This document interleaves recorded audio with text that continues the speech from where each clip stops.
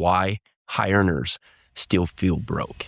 So many people are making six figures that feel broke, and then there's a few people making far less who feel calm and control. Well, what is the difference? And money, if it was purely about income, this wouldn't happen, but it does every day because most people believe that the problem is the number because you haven't learned the principles, the practices to put yourself in a frame of mind to live a life that's livable because money doesn't solve math problems, mindsets solve problems.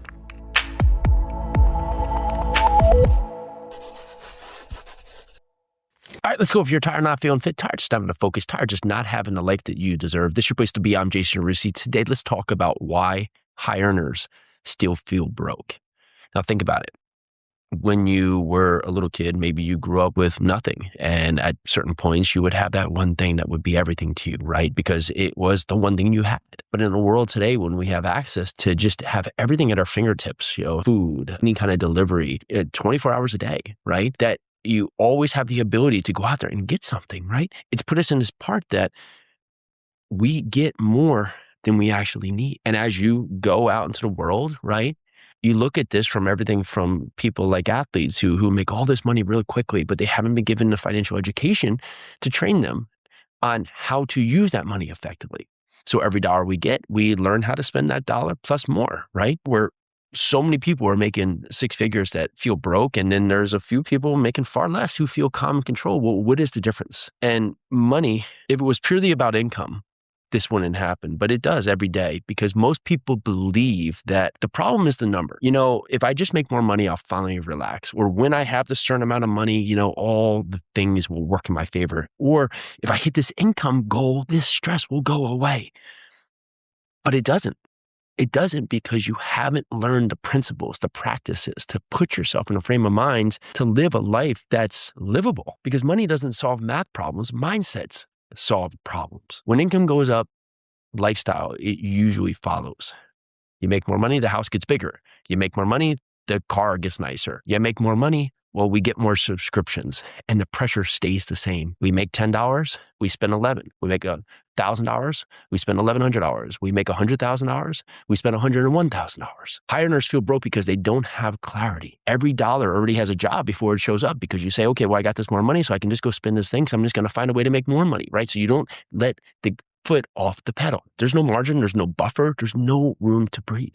So money, it becomes emotional because it becomes about your status. That I have to have more things because I have more money. So I have to show all these other people that I have more money by having more things. And then because I have more things, I have to find a way to make more money for which I'm just going to buy more things. I was watching the show and it had this great line. He's like, I'm putting on an addition to a house that I have that is so big that we have rooms in it that we don't go into because it has stuff in it that we don't use. But I'm putting on more rooms to this house so I can show other people that I have money to put on more rooms to this house to now have more rooms that I'm not going to go into to have more stuff that I'm not going to use. And you think about that secular nature, that is life because the money becomes who you are. It becomes how you validate yourself. It becomes your security blanket to never allow you to feel like you're not worthy. Yet you put yourself in this constant threshold of not ever feeling like you have enough. Because the truth is that people miss out because feeling broke is rarely about the lack of cash. It's a lack of control. Wealth isn't in how much you make. It's about how much margin you have. Margin in your time,